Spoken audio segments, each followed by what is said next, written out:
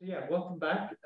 It's my absolute pleasure to introduce Gareth Alexander from Warwick University. It's going to tell us about chiral mechanics. Thank you.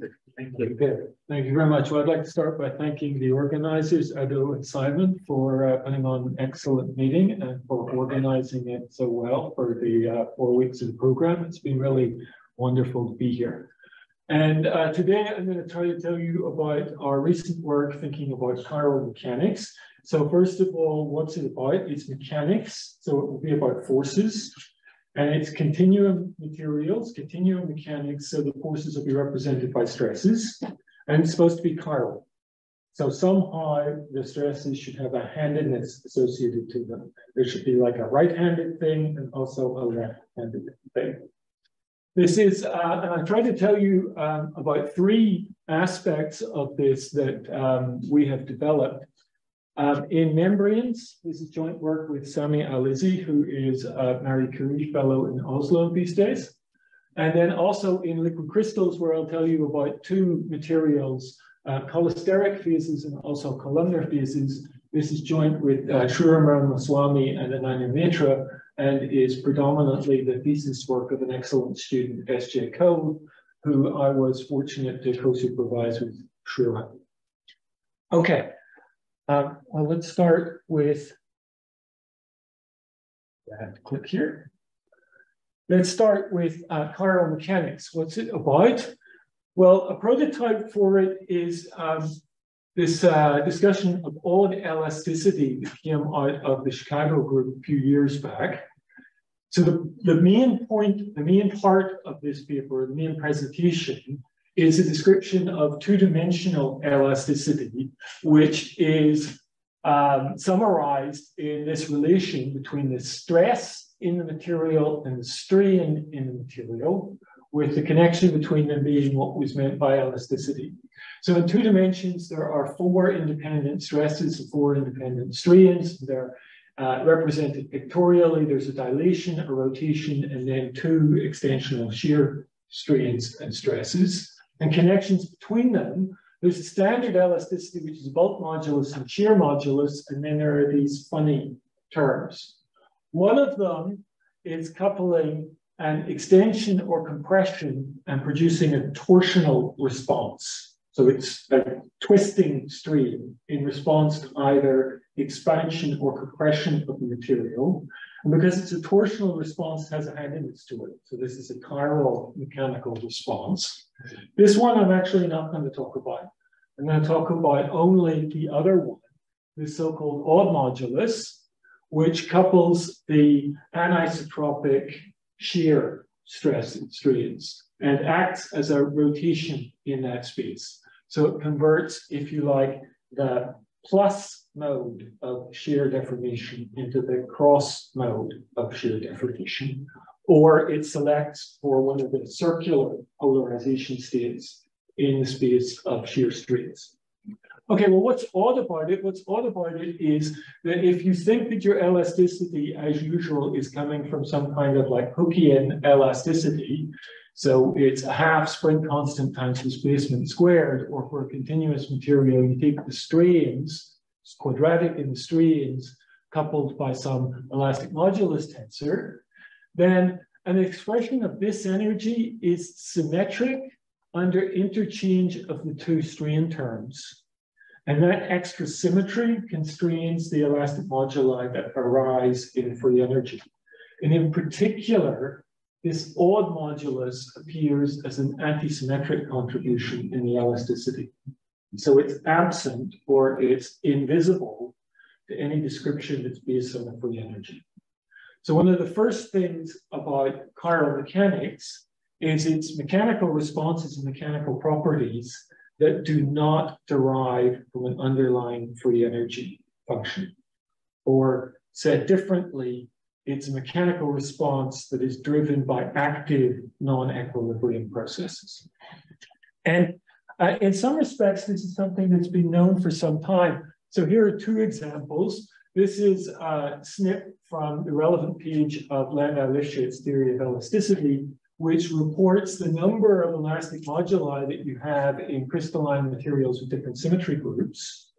And there are lots of moduli, but the point about them is that none of them are chiral. None of them come with some intrinsic handedness associated to them. And it's essentially for this reason. This gives rise to one of the other quips to explain what odd elasticity is. Odd elasticity can be summarized succinctly as being that part of linear elasticity which is not in this book. And executive, right, everything is supposed to be in the book. That's why it's a nice quip. A second example, which is closer to my background, comes from liquid crystals. So this is the theory of cholesteric materials. Cholesterics are a type of liquid crystal that are chiral, that have handedness built into their structure. They come in right and left-handed versions. I'll show you some pictures of them a little bit later on, and we'll get a clearer picture of what their structure is in the sense in which they're chiral. But they're definitely chiral materials, and in particular, their optical responses are all sensitive to this chirality. They have, for instance, selective Bragg reflection to particular circular polarization of light. So they're chiral materials, but if you calculate what their mechanical response is, then it turns out that the mechanical response is the same as that of an achiral material. It's completely insensitive, or the chirality is invisible at the level of the mechanical response. Okay. So that's for equilibrium materials. So where are you supposed to get this chiral mechanics or this odd elasticity that doesn't just come from ordinary equilibrium? You have to do something active. You have to activate it. And one of the strategies that people have come up with is to use mechanical or electronic actuation. And there are a couple of examples that have been developed. One of them is for bending of beams. So you are sensitive to distortions through piezoelectric sensors, and then you actuate an orthogonal response. And in that way, you generate chiral mechanics by explicitly activating a response that is somehow orthogonal to the standard elastic responses. And similarly, there are systems of little robotic metamaterials that have been developed that operate torsional springs that again are sensitive to the displacement of neighboring elements and realize this odd elasticity, but in a kind of forced actuated way. So they're kind of robotic metamaterials. Other examples come from things that are spinning. Things that are spinning obviously have a handedness to them, a sense of rotation, and so you can hope that they might give rise to some kind of chiral mechanical responses. And things that people have studied are spinning colloids, these gyroscopic materials. There are skyrmion metamaterials. And then there's this interesting example of developing starfish embryos that came out recently from Nick DeFactory's group at MIT. And I want to show you explicitly what's going on in that as a nice example of this chiral mechanics. So this is a development of starfish embryos over a period, I think, of about 36 hours or so. And they are in a fluid material. They're buoyant, so they swim up to an air-water interface, and then they assemble into a dense hexagonal lattice. And you can tell that it's chiral because it rotates with a particular handedness to it. But on top of that, it's a lattice, a crystalline packing, and you can ask about its mechanical properties and see whether its mechanical properties are described by ordinary elasticity that's in Landau Lifshitz or by something a little different. They always rotate the same way. These particular ones, yes. As far as I know, I don't remember directly whether they studied enough mutants to see whether there are some that they can make rotate a different way. These particular ones, wild type ones, they have a particular chirality.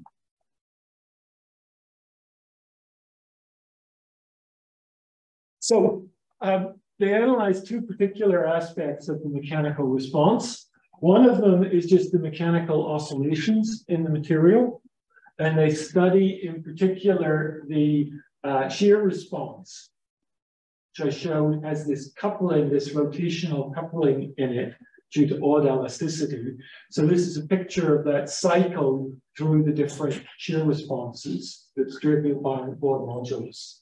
This picture, in some sense, captures a measurement of the odd modulus in this material. And then the other one is that they studied the defects. So this is a 5-7 pair corresponding to a little dislocation in the packing. And around it, there's a strain field. And you can imagine that the structure of that strain field will depend on the elasticity, so in particular on the elastic moduli, and be sensitive to the odd modulus. And by fitting for that strain field, then they get a measurement of the odd modulus, and you're supposed to look at this and interpret that without the odd elasticity, you get this dashed curve, which isn't such a great fit, and with the odd modulus, you get the solid curve, which does a better job.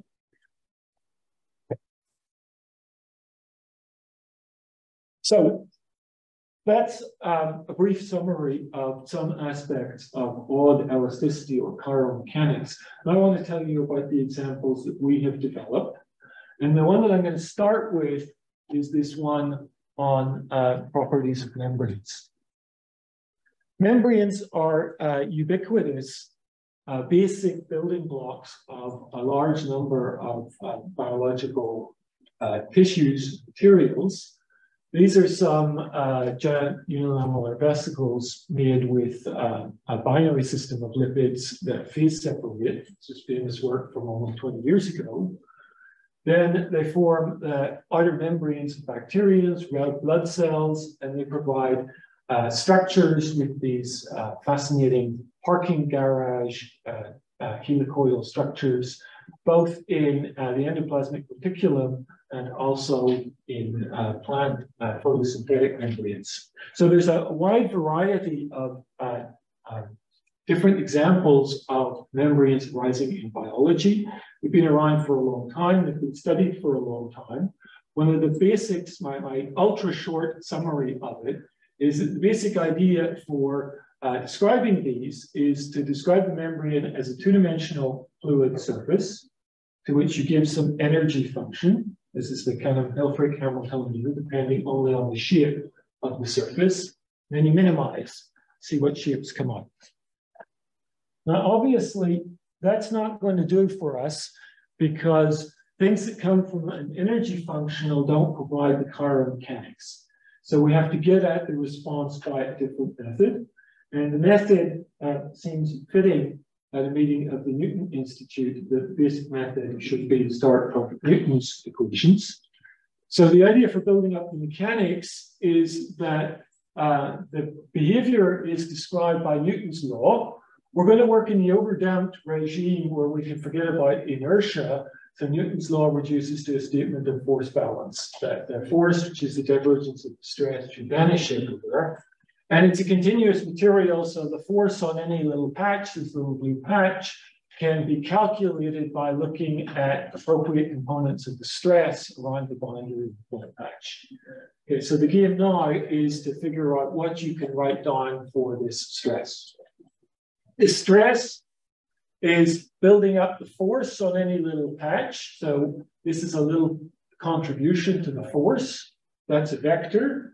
And I can decompose it into contributions that act tangentially to the surface and ones that act along the surface normal direction. And I treat them separately. For the tangential part, you're taking a contribution that depends on the orientation of the boundary and converting that into a tangential component of force. That's the same thing as a linear transformation on the tangent space. And I decompose in terms of the natural structure for those. There are 4 of them. 2 of them are isotropic transformations. The simplest is the identity. It's just like a surface tension or pressure in the membrane. Then there is this rotation. So you rotate by 90 degrees everywhere. That's the so-called complex structure on the surface. Those are the 2 isotropic responses. And then there are the anisotropic ones, essentially the anisotropic shear responses. And they distinguish themselves into two contributions according to how they orient relative to the principal curvature directions on the surface. So when the shear response or the shear stress aligns with the principal curvature directions, you get a particular stress, call it D, and the orthogonal component is obtained by rotating with the rotating by 90 degrees, so I call it JD. Okay, and then there are two normal responses.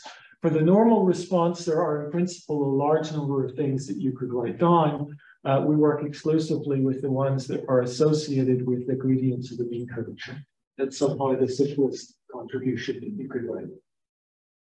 Okay, so what's the summary of this? The reason why I wanted to describe this example first is because I think it gives a nice, immediate illustration of what chiral mechanics is and what it can potentially do for us.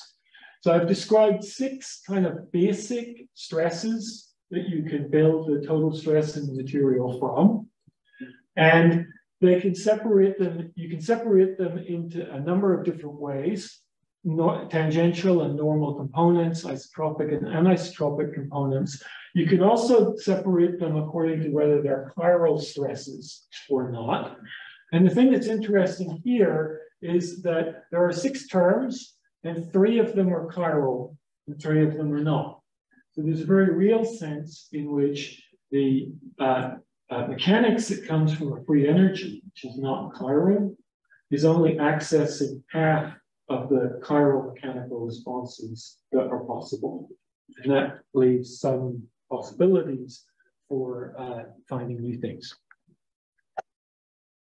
Okay, so first of all, sort of a summary in equations of what I tried to say. The stress in the material will be built up from 3 contributions.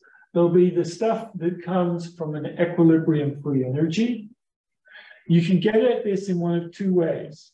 You can either start with the energy and calculate what the stress is, find it has some particular structural form, or you can say that for this stress to derive from a free energy, it has to produce a force that acts exclusively along the surface normal direction. If it had any tangential component of force, then you could do work just by rearranging the material elements without changing the shape. And that would go against there being energy that depends only on the shape and not on the arrangement of the elements. And either approach gives you contributions to the stress that come only from these achiral components, only have these achiral contributions. Then it's a fluid membrane, so there should be flow, and opposing or resisting the flow is some viscosity, which takes this form for a curved membrane. And finally, there's the activity. So I add in contributions that don't come from an underlying energy function. And I highlight 2 of them. One of them is a modification that is achiral, that in principle you could consider. The way of thinking about it is that in some respects, it renormalizes the coefficients in the energy. It does a little bit more than that, but in some respects, this is what it does. This one I won't talk about anymore. I'll focus exclusively on this chiral one. And S. So I'll go back super briefly. S is the thing that describes the shape, the so-called shape operator. That's just the gradients of the surface norm.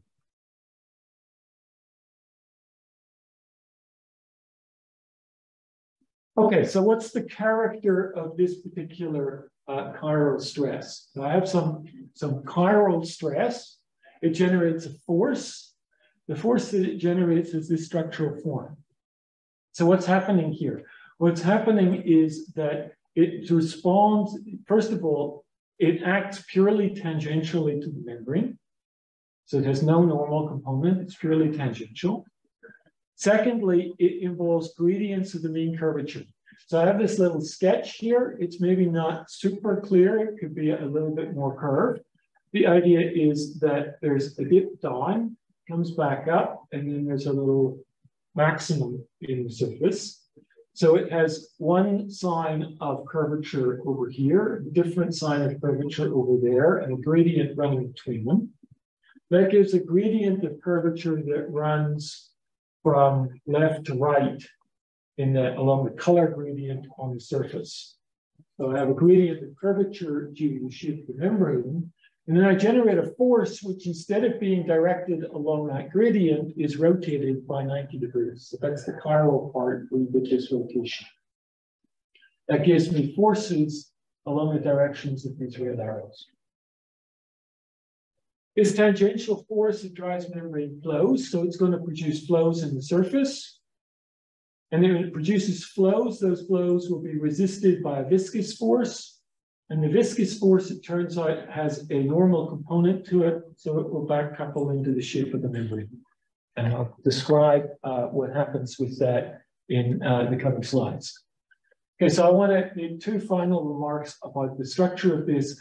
It has this autoelastic character, but it's a little bit different from the original form that I described in the introductory slides. The first difference is that this is a response to the bending elasticity of the membrane rather than to the stretching elasticity, as is appropriate for something with flexible shape. And the second difference is that the response, the force that's produced by it, is acting along a direction that's actually fluid rather than elastic. So this gives two different characters to this chiral mechanics than what I described previously. Okay, well, first example to get some idea of what it does is to consider the case of a sphere. So if I take a spherical membrane or a spherical vesicle, it's a perfectly round sphere. It has constant curvature. So the chiral force vanishes identically. So that gives me a reference state that I can perturb around. And then I consider perturbations around it. So I look at normal displacements of the surface of the sphere. That deforms the shape, produces variations in curvature, and so curvature gradients is chiral active forces, generates flows. And you can solve for what the flow field is. The flow looks like the gradient of the displacement, so some measure of the strain that you have imposed on the material, rotated by 90 degrees. And I summarize pictorially the basic examples of this for particular displacements that correspond to lowest order spherical harmonics of the surface. A collection of different spherical harmonics and the flow fields that are associated to them.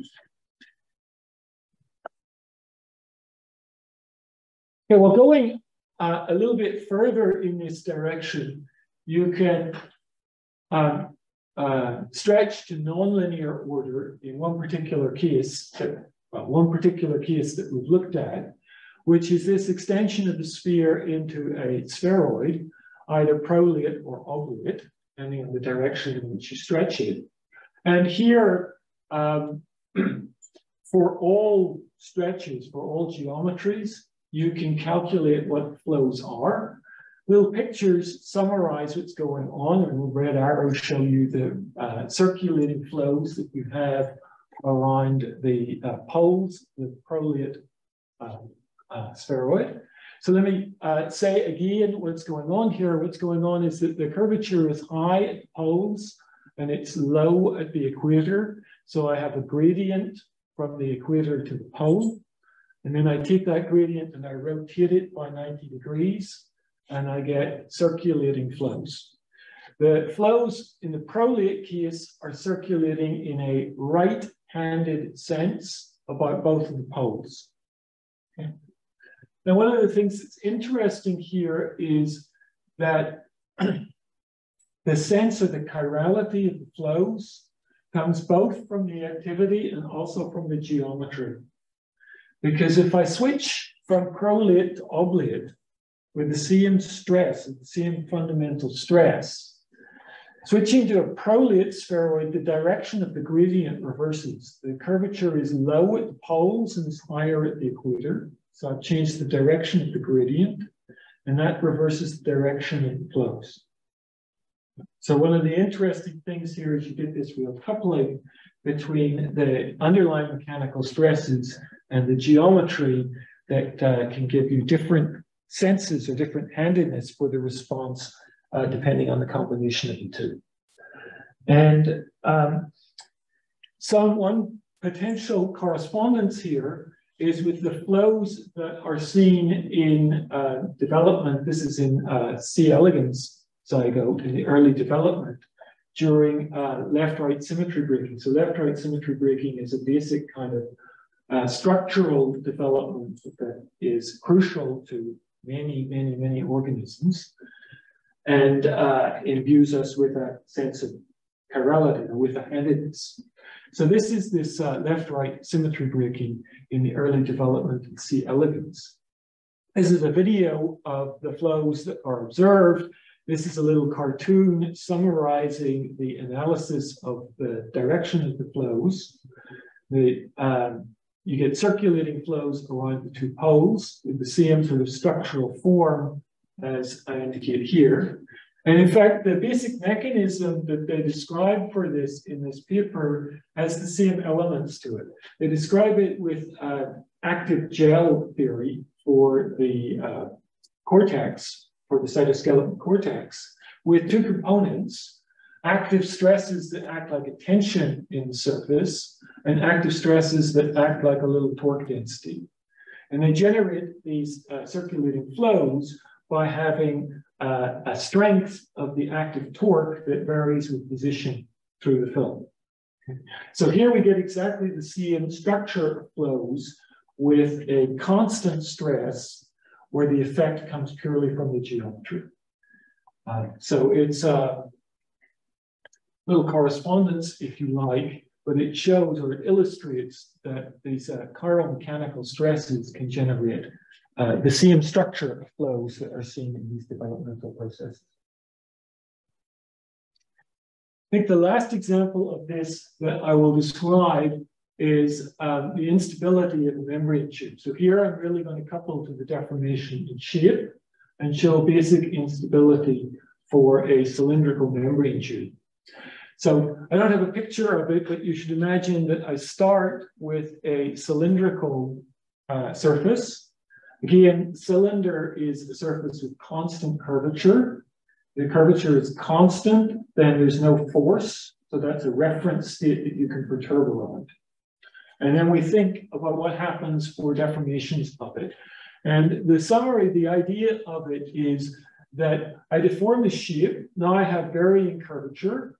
So I have curvature gradients, and they're going to generate surface flows. Now, the thing about those surface flows is they're resisted by a viscous force, and that viscous force has both tangential and normal components. And the normal component can affect the shape. The normal component of the viscous force is interesting. It has character to it. I tried to summarize the character in this little cartoon. It's a little complicated, but this is my best attempt at describing what's going on. The idea is that you look at the extensional component of the flow on the surface. So that's what's indicated by the flow field. This is just the extensional component. And then you ask how that extensional component is oriented relative to the principal curvature directions of the surface. If it aligns with the principal curvature directions, that's these two outer diagrams, then you get a normal component of force. Outwards in this case, inwards in that case. And if it's in some kind of orthogonal alignment, then there's no force. Okay. So you look at the extensional component of the flow, and it generates a normal component of force when it aligns with principal curvature directions. So concretely, what we're going to do here is on the cylinder, I'm going to generate shear flows that wrap around the cylinder in a helical form. And if you take that shear flow and decompose it into its rotational and extensional components, the extensional component aligns with the principal curvature directions, and I get a normal component of force. And if I can arrange for that normal component of force to amplify the perturbation that was generating the flow in the first case, then I get an instability. So this is a summary of the results of that linear instability calculation. It shows the strength of activity that you need in some kind of dimensionless units. Dimensionless units measured with respect to the bending modulus of the membrane and a radius. And with some dimensionless wave number, again, dimensionless with respect to the radius of the membrane tube. And it gives you a sequence of instabilities to different modes, so different numbers of shear bands going around the cylinder as you increase the strength of the activity. And with a selected wavelength, which is a little bit below 1 in dimensionless numbers, that corresponds to a wavelength that is a little bit longer than the circumference of the membrane tube. So that's the kind of scales that we're thinking about here. And for this one, there are two kind of correspondences that we bring out. One of them is maybe a little bit speculative. It's the biological one. This is development of chiral shape in hindgut epithelial cell tissues in Drosophila. And you can see it starts out with some kind of roughly cylindrical, ordinary cylindrical shape, and it twists over time into some funny twisted shape. The modeling that they did for this is based essentially on a vertex type model of the cell structure in the epithelial hindgut. And if they include a preferential sliding of cells relative to each other to give this, to force handedness to it, then they produce this twisted structure on the cylinder that is at least has the same structural motif as the deformations that we have described here. I should say, to make any kind of more serious correspondence, there are a couple of things that one should do. It would be really nice to track what happens to this beyond linear order. We know that there's an instability. We have no idea what the final shape looks like. So it would be great if somebody could help us with numerics to figure out what the actual shape looks like. And the second thing is that possibly the structure that's going on here is a little bit more elastic than fluid. And so thinking about elastic membranes might also be appropriate in this case. Something that is closer is an instability in active pneumatics. So these are really fluid sheets.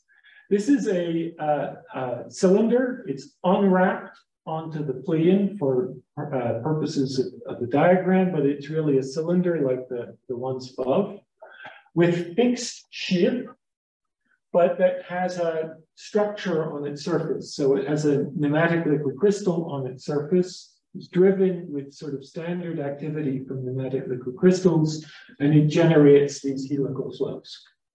So here we get the same kind of structural flows for similar reasons, but driven by the shape and the geometry rather than some underlying liquid crystalline order.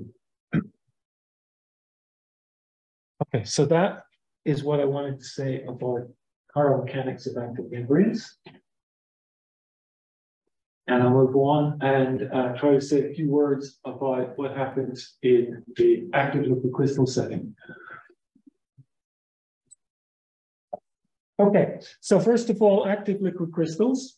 This is an excellent illustration of what active liquid crystals are. It's a little over 10 years old now. It comes from Svanomir Dogic's group.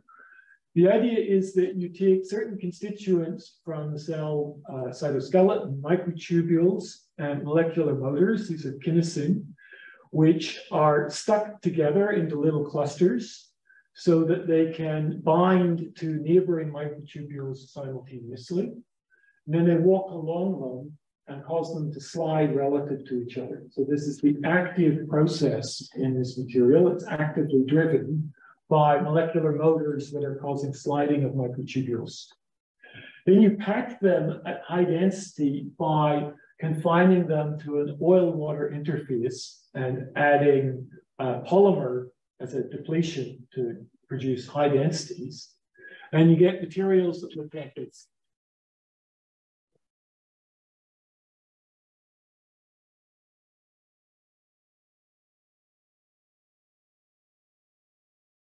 Right on here. Okay, it's going again. So at high enough density, the microtubules locally align. You can see the local alignment in the optical image here. So you have this local alignment of the material. That's the structure of a pneumatic liquid crystal. And it's flowing because of the continual input of energy. You'd like to say something about the structure properties of this material. Mediums for how it's good. I don't remember, does it? It won't play unless I click on it. This is, it looks like minutes, was my guess. Yeah, so you add ATP and it hydrolyzes it to produce stepping along the microtubules. So in particular, you can turn it on and off by flowing in or flowing out ATP. Okay, well, these active pneumatics have been realized in a wide variety of different systems. Some of the early examples that people studied were just vibrated granular systems in disks. This is from Shriram's earlier work, Shriram Ramaswamy's earlier work on vibrated greens, where they look particularly at the giant number fluctuations that arise in those systems. Then for a long time, there was interest in bacterial suspensions and in the so-called active turbulence in living fluids. And more recently, people have turned increasingly to biological examples. So there are analysis of epithelial tissues in terms of active pneumatics, the idea being that they help to explain apoptosis in such epithelial layers. And even more recently, everybody has become fascinated with the formation of structure morphogenesis in Hydra. It's a beautiful recent example. These biological examples have become so prevalent that the easiest way to summarize them is with some kind of review article. So this is one in particular, if you're interested, that I can recommend. That is a nice short review of the many different applications in biology that have been developed so far. Okay, well, how do we describe them? So the idea for describing them is essentially to take the standard description for liquid crystalline materials that has been around, I guess, since the early 1970s,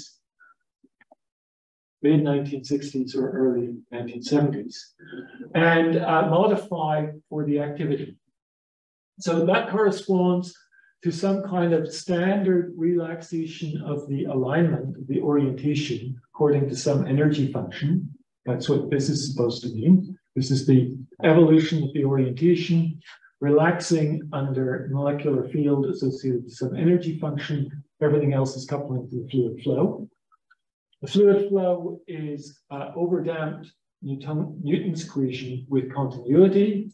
And then there's a stress, which has many more terms than you would ordinarily expect because of the coupling to the orientational order. And the part that is important for us is terms that are highlighted. These are the only ones that differ from an equilibrium liquid crystal. These are the ones that are associated with the activity. And we have little cartoons for what they look like and where they come from. You think in the microtubule example where I showed you the video of that you have sliding of microtubules relative to each other. So they look, from a coarse-grained perspective, like a little force dipole along the direction of alignment. And you put a stress that is normal, so along the direction of alignment that corresponds to such a little force dipole. And for the connection with the suspensions of microswimmers, There are also little cartoons in terms of the modes of propulsion of swimming microorganisms, which again resolves those into little force dipoles and flow fields that they generate. And then also, in principle, if the materials, the filaments that you have made the material out of are chiral, then they will not only slide relative to each other, but also rotate. And if they rotate in opposite senses as indicated, then they act like little torque dipoles of the material. And this is one of the basic cartoons for where you get the chiral mechanical stresses from this structural form.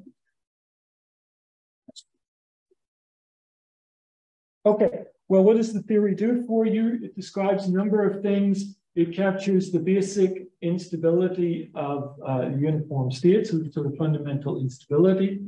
A major result was the self-propulsion of topological defects, and many of the connections with biology are organized around understanding the motion of defects and how they correlate with stresses in biological materials.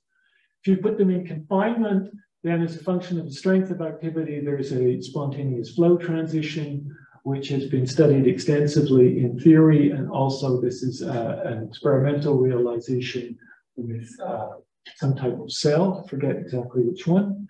And I mentioned already there's been extensive studies of this Reynolds number active turbulence, all of which is described by this active magnetic framework. Okay, well, what else is there to do or think about? My background is in liquid crystals. I like to show this slide to convey what liquid crystals are, and that our experimental colleagues have many really fascinating images that are, I find, have kept me occupied for a long time, trying to understand what I'm looking at in these images. And the other part is that there's great diversity. So there are a few things on here which are pneumatic fuses. This is the material that's in your screen. It's in this flat panel screen. This is the active version of it. And then everything else on the screen is a different fuse. So there's a very real sense in which the focus on active pneumatics has explored only a small little corner of the full scope of things that you can study in liquid crystals. And the ones that I want to talk about are chiral materials. So these are cholesterics. This is a beautiful example of them. This is another example with droplets. This is a biological example, which will come up more prominently on the next slide. So again, a second motivation for being interested in these chiral materials is that they are ubiquitous in biology, both in actual biological structure and in the fuses that are formed by solutions of biopolymers. Here are some classic examples from Yves Boulogon's work looking at cholesteric textures in fibrous tissues, dinoflagellate chromosomes, fish eggshells, and so on. There is structural color. This is one of my favorite examples to explain what a cholesteric is. This is one of these beautiful iridescent beetles. This is the same beetle in both photographs. One of them is taken through a filter that only transmits left circularly polarized light. One of them is taken using a filter that only transmits right circularly polarized light. And you see the color only in one of them. So it's telling you immediately that the color of this beetle is associated with a particular chirality, with some chiral property. And it turns out that the property that's doing this is that it has the structure of a cholesteric liquid crystal. The color is coming from Bragg reflection. So the structure has a length scale that corresponds to green light, and it has a handedness associated to it. It selectively reflects only one polarization state. Okay. So the particular states that I'm going to talk about are cholesterics. So that's this beetle. This is a hand-drawn diagram of what cholesterics look like from Yves Boulogon's work. This is the best that I can manage. I can't do these hand drawings. So this is my Mathematica representation of the orientation of the molecules. Excuse me. They undergo some rotation along a preferred direction with a characteristic length scale associated to them. That length scale is what's giving this color. And then this is an optical micrograph of a liquid crystal showing the stripes are showing exactly the periodicity that's associated with this rotation in the orientation of molecules. Then the second phase, I should say, this is a phase that has structure, spatial modulation along one direction and not along any of the other orthogonal two directions. So you can think of it as being modulated or solid-like in one direction and unhomogeneous or fluid-like in the two perpendicular directions. It's a 1D solid, 2D fluid. The other phase is the complement to that. It's a columnar material. They're often made from disc-like molecules, which stack into columns, and then the columns will pack in a tight packing arrangement with some hexagonal structure associated to them. They are fluid along the column direction, but solid, regularly ordered in the perpendicular directions. So you can think of them as being 2D solids and 1D fluids. They arise, for instance, in the highly concentrated phase of solutions of DNA. And also there are kind of striking examples of them. This is from the Giant's Causeway on the Atlantic coast of Northern Ireland. Okay, so there are a couple of things that you can do. Here I summarize the description of these phases that was produced by SJ in her thesis. You can use the liquid crystal equations that I showed you previously. This was a paper that Chiral and I wrote 6 or 7 years ago now, and is a long and difficult calculation.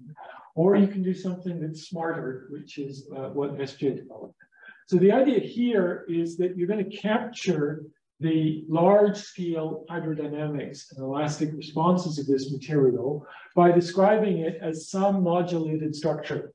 So you introduce some fiducial variable that captures the spatial modulation, so some scalar field that's modulated with some structure associated with some set of wave vectors, and then you deform it.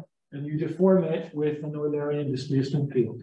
That displacement field corresponds to the solid degrees of freedom in the material. So in the cholesteric, there's only one component along the direction of the solid. And in the columnar case, there are two components, and then the other is fluid, so there's no displacement field in that direction. And then the equations are the kind of standard ones. There's an equilibrium relaxation for the structure itself. There's Newton's law or Stokes equations for the fluid and the activity. There are these contributions to the active stresses, the force dipole and the torque dipole that I showed previously, and one additional term that I'll get to right at the end, if I manage to get that far. Okay, so what's the basic understanding or the basic insight that you can get into the active properties of these materials? Well, perhaps the most basic statement of the mechanical responses of the active materials is that the force dipole, the achiral force dipole stress, the basic stress, is the same as an imposed mechanical strain. So I have some of the equations sketched on the slide. I'll maybe not describe them in detail. I'll jump to the punchline, which is that you look at the structure of this stress with the different modulated phases. In the cholesteric, it acts along the layer normal direction, so along the direction that's solid.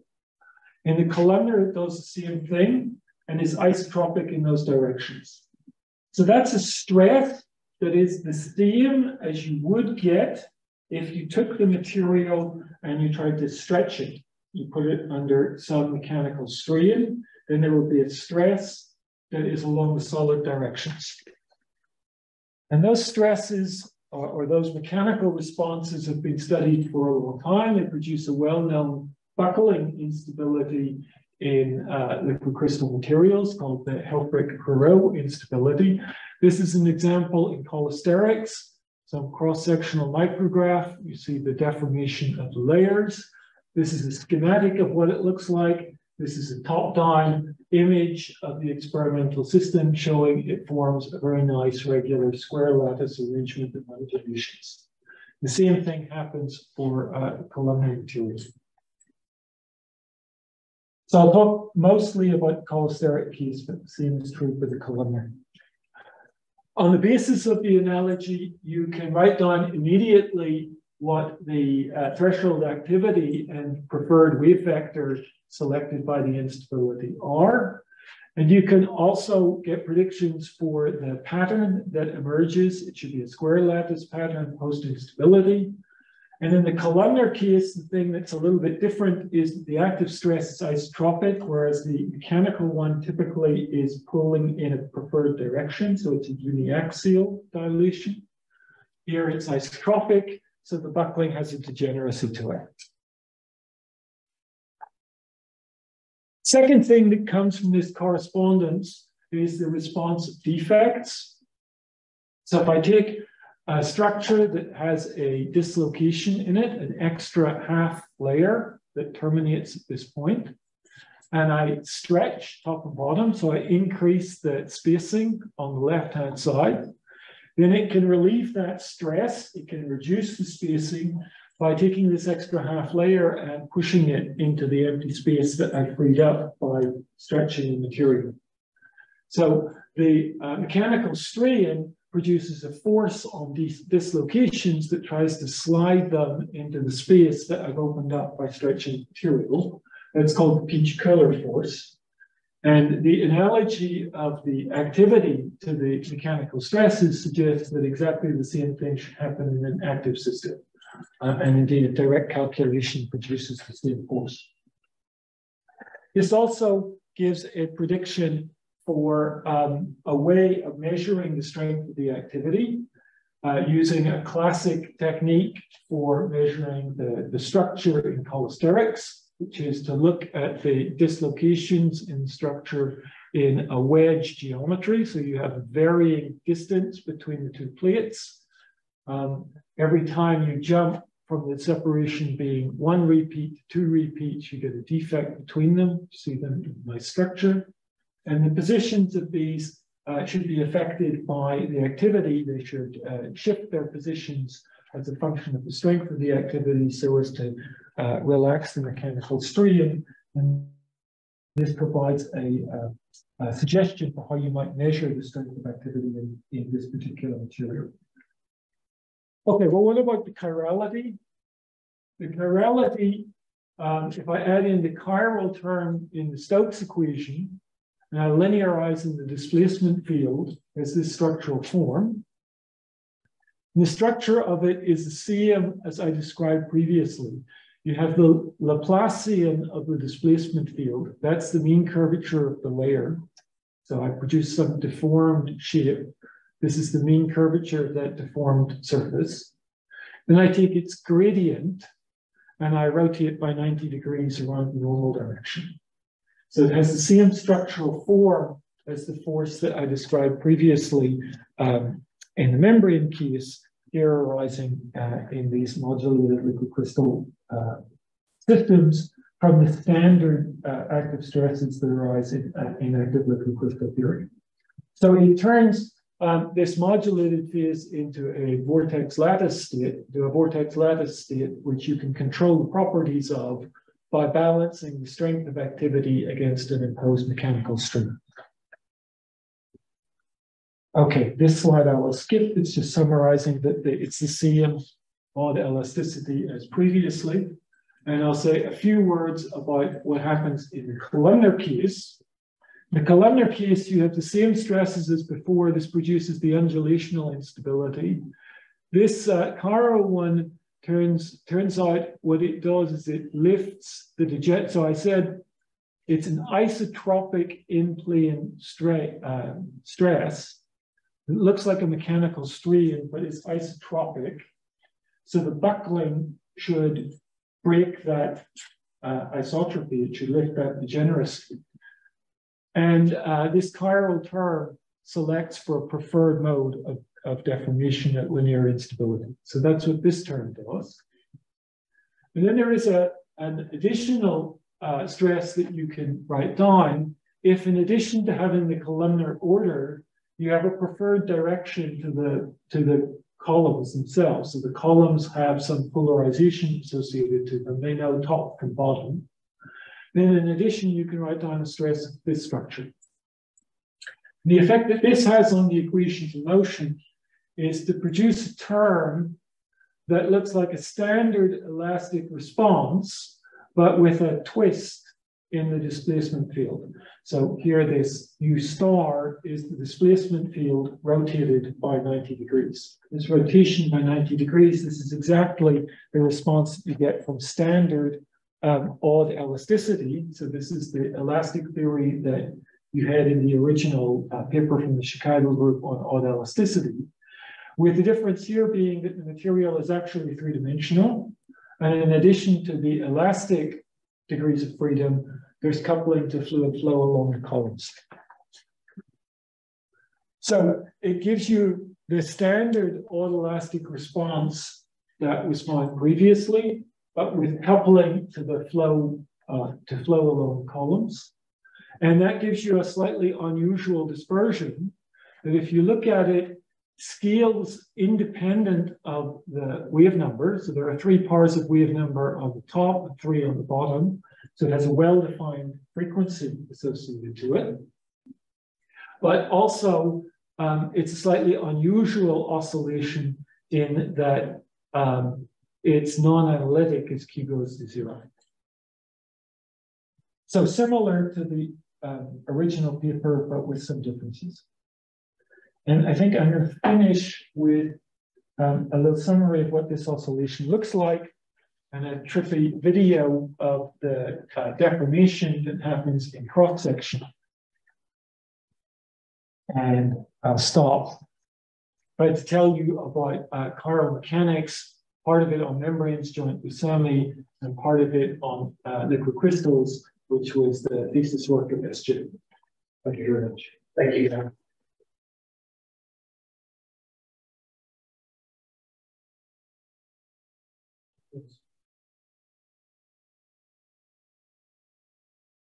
The picture you have here of the membrane, going back a little bit, it's like a fluid flow, I believe.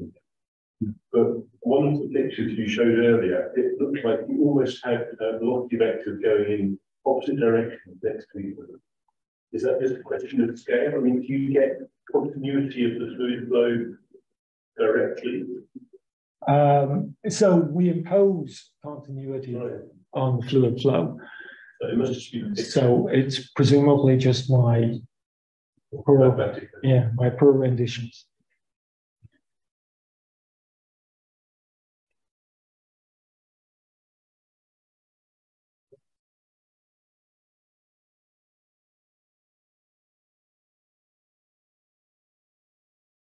So I guess what you have in these cylinders, you have only a purely nematic order on that, but it's an active nematic order. Is that right? Yeah, so in this particular case, the case that I have studied and described, it's actually an isotropic fluid. So there's no pneumatic alignment in this particular case. There's no liquid crystal order in the first story that I told you. It's just pure geometry. Okay. Now, I did tell you that this particular pattern of flows have also been seen in a cylinder of fixed shape with pneumatic order on the surface. So with somebody else's work. Right. But this realization is an isotropic membrane, right, with this chiral activity. And you showed quite a few images where there was a difference between the flow on one side of the object versus flowing clockwise, for example, and anti-clockwise on the other side. What happens in the midline between them? I mean, how is that sort of resolved? Yeah, there's no flow. The velocity is going to be zero. Right.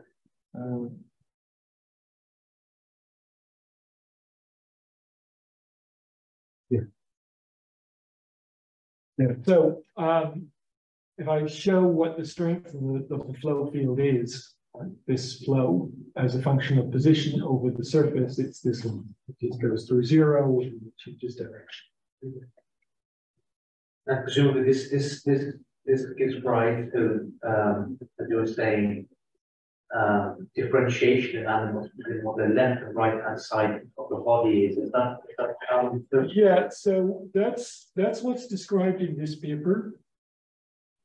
So this is both experiments in development of C. elegans zygotes in early development, and it's a standard process that many organisms show this left-right symmetry breaking. We have a difference between left and right. Many other organisms do. This is a model example in development of C. elegans. And they wanted to try to characterize that from experiments and also understand what might be causing it.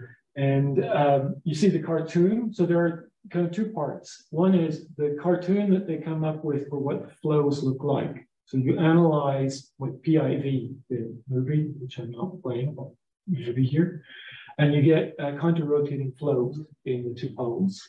Just the same structure as the flows we come up with. And then the theory that underpins this that they developed was an active gel theory for the cortex. Okay. So the CM structure is the one that I presented in the second half of the talk, CM general structure, with force dipole stresses and torque dipole stresses.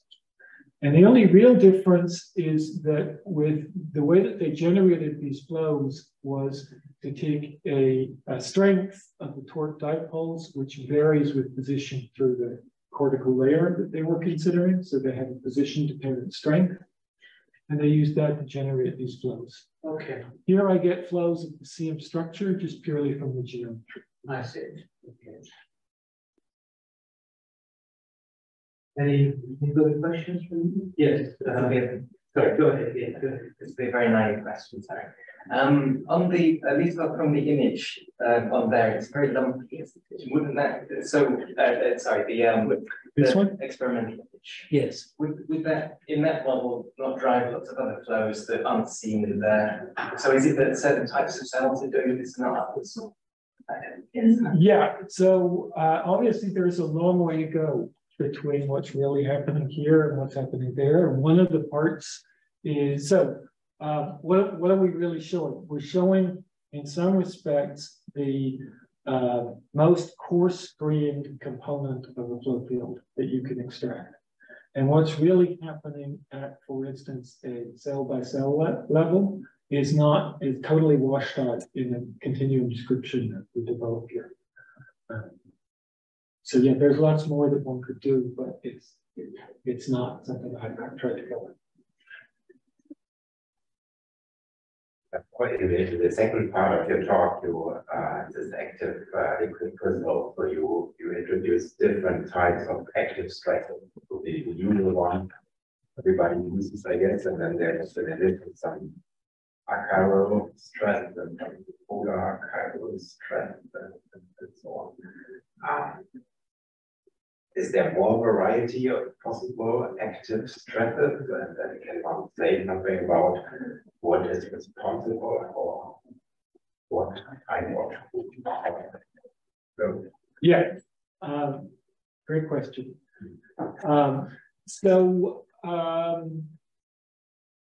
The usual story here is that you write down the lowest order terms that you can construct that have the structure of a stress, where lowest order is in a gradient expansion in whatever the field is. And this argument tells you that the lowest order term that you can write down is this first one. And if you're doing just leading order, lowest order terms, you're starting with the dominant terms, it's some kind of hydrodynamic expansion, you're happy to stop there. And that is, loosely speaking, what people have studied for long years. And then you can ask, what might it correlate to? And the idea is that this term should correlate to microscopic force dipoles. So if I have fundamental constituents like microtubules or little swimming bacteria that are each individually generating a force dipole, then when I coarse screen, I come up with a term of this form. I'm not an expert on this part, but it's my understanding that it is still difficult to calculate even the sign of this coefficient in terms of the things that arise in a truly microscopic theory. All right, but that's the idea that everybody has. So the other ones, what would I say about it? The main thing that I would say is you can obviously write many more terms, and then you argue that they should be irrelevant in the standard kind of arguments of statistical physics.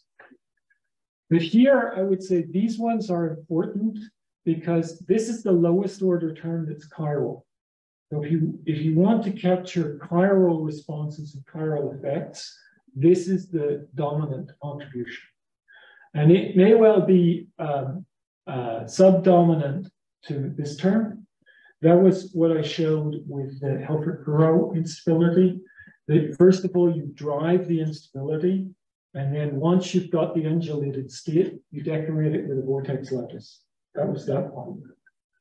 And then this one is a similar story in that if in addition I allow myself this polar symmetry, then I get a second chiral term. This chiral term is actually at the same level of gradients as the first term.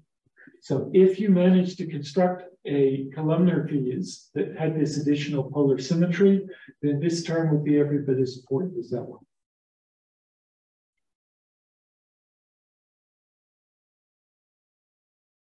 Yeah, sorry, I missed the first time I could talk, but I assume you were talking about flow of chiral things, of active things on the surface. So now my question is, even the real molecules, even the ones that we confine to a surface, are never two-dimensional.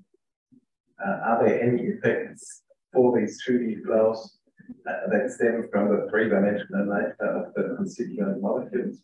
Yeah, great question. I don't know yet. I haven't studied this problem in enough detail to be able to tell you this effect or that effect. So this is a great extension of what I have talked about here, which I haven't done yet. Yeah, I suppose I was asking that question because I assume you know these beautiful experiments that have come out of the airline of the what they call them, the Rothschild box or something. So this is sort of, basically you can inject vertically energy into particles where there's the up and down bouncing lead to rotational balance. That's Christian Scholz and Hartmut Löwen and a few others. Their explanations are largely 3D, right? But of course the complication comes from the fact that really the energy comes from the third dimension. Right. So in that sense, I think this question of when we talk about active particles, especially chiral particles, and I'd be curious to see what happens in the next little while in terms of understanding what that 2 plus epsilon dimension does rather than 2.